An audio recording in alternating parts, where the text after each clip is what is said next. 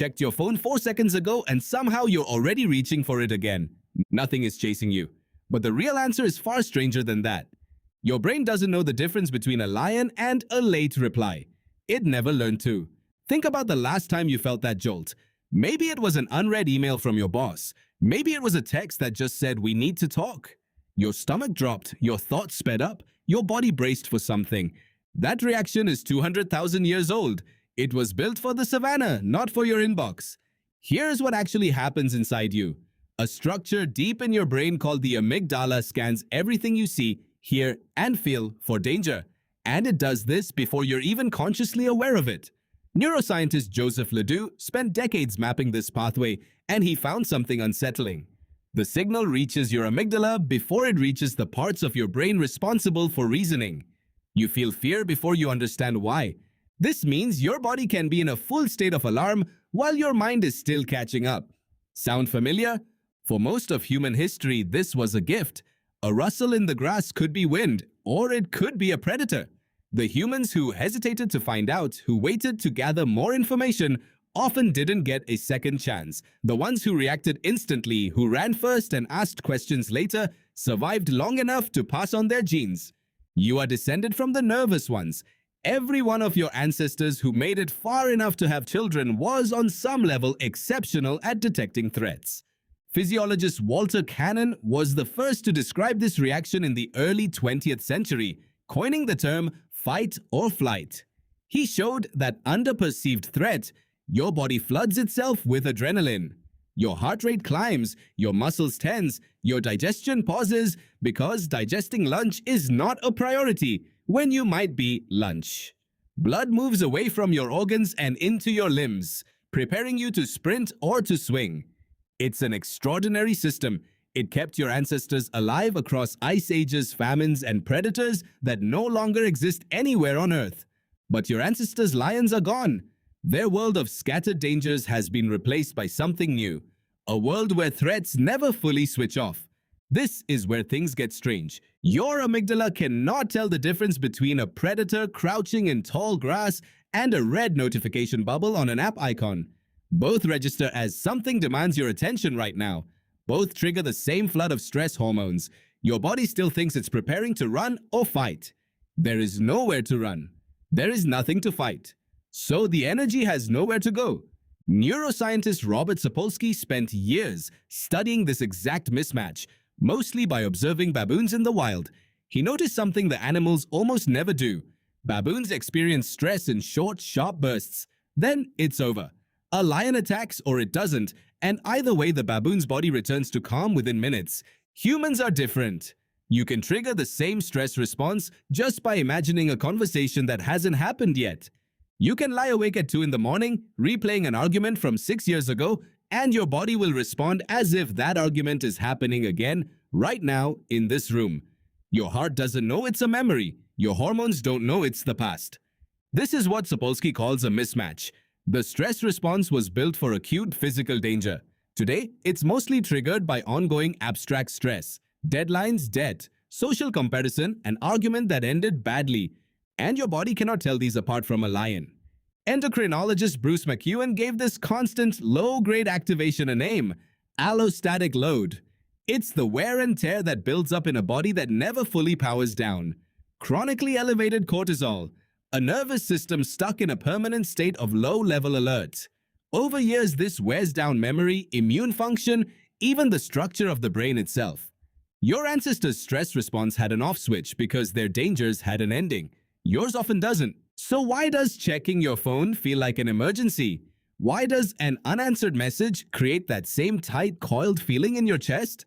Because to a brain shaped by 200,000 years of scarcity and threat, uncertainty itself reads as danger. Not knowing is the ancient equivalent of a shadow moving in the grass. Your brain fills the gap with worst-case scenarios because for most of human history, assuming the worst kept you alive. The modern world exploits this constantly, whether it means to or not. Every notification is engineered to feel slightly urgent.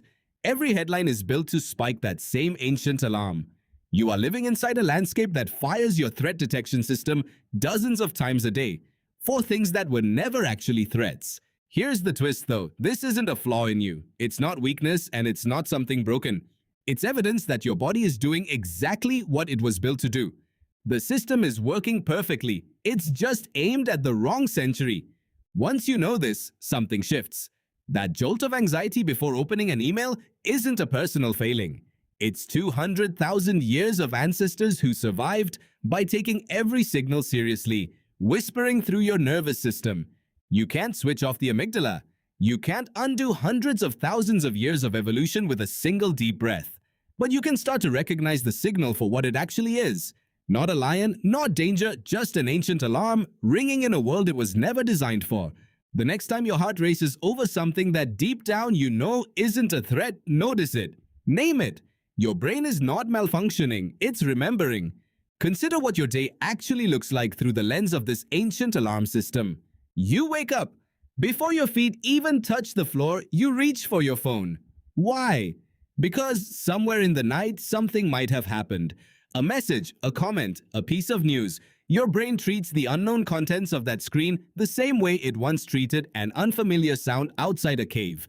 It needs to know, right now. Not knowing feels unbearable, and unbearable is exactly how danger is supposed to feel. You open your messages and there it is, one unread text from a coworker. No preview, just a name and a timestamp.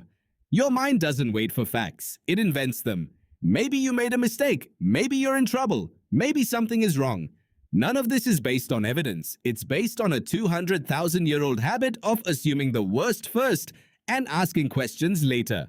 Psychologists call this negativity bias, and it shows up almost everywhere once you start looking for it. Studies on human attention consistently find that people notice, remember, and react to negative information faster and more intensely than positive information. An angry face in a crowd of neutral ones jumps out instantly.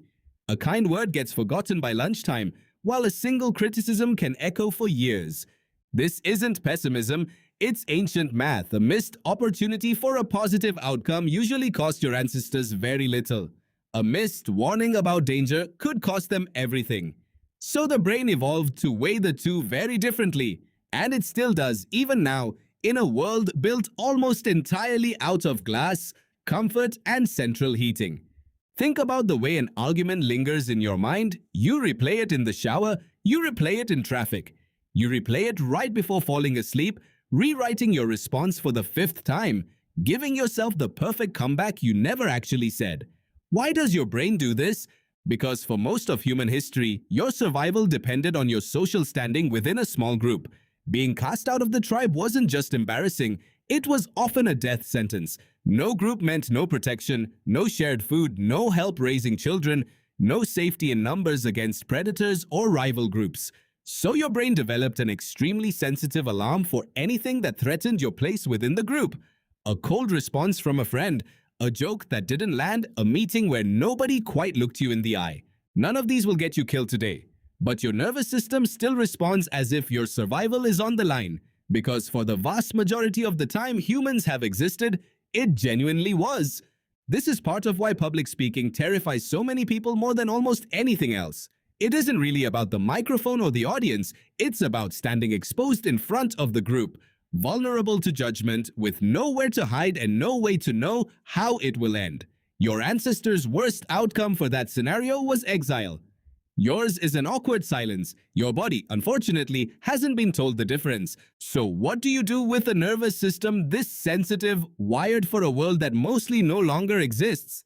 You start by understanding that the goal was never to eliminate the alarm. Evolution didn't build a perfect machine. It built a machine that was good enough to survive long enough to reproduce, using whatever crude tools were available at the time.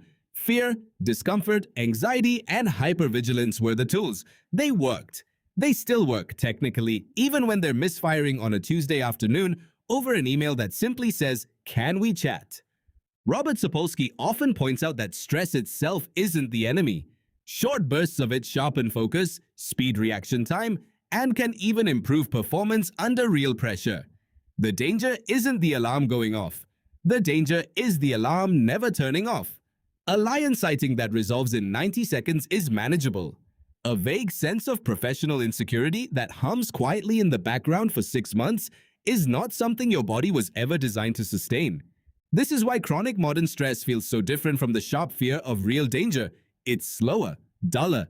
It doesn't spike and release, it just accumulates day after day, meeting after meeting, notification after notification, until your baseline for calm has quietly shifted somewhere it never used to be. There's a strange kind of comfort in knowing this, though, because it means the anxious feeling in your chest right before you check your phone isn't a personal defect. It isn't proof that something is wrong with you specifically. It's proof that your ancestors survived long enough, carefully enough, nervously enough to eventually produce you. Every irrational spike of fear you've ever felt over something ultimately harmless is, in a strange way, a tiny inherited memory. A whisper passed down from thousands of generations of humans who didn't have the luxury of assuming things were fine. Knowing where the feeling comes from doesn't make it vanish, but it does change your relationship to it. Instead of asking, "Why am I like this?" you can start asking a more accurate question. What ancient alarm is going off right now, and does it actually apply here? Sometimes it does apply. Sometimes your gut reaction is picking up on something real, something worth paying attention to. But often, especially in the modern world of screens and notifications and ambiguous one-line messages, it doesn't. It's just an old system doing its very old job in an unfamiliar, much safer century. Tonight, your heart might race again over something small. A message, a silence, a feeling you can't quite explain. And now you'll know exactly what's chasing you. It was never a lion. It was always just memory, wearing a modern disguise.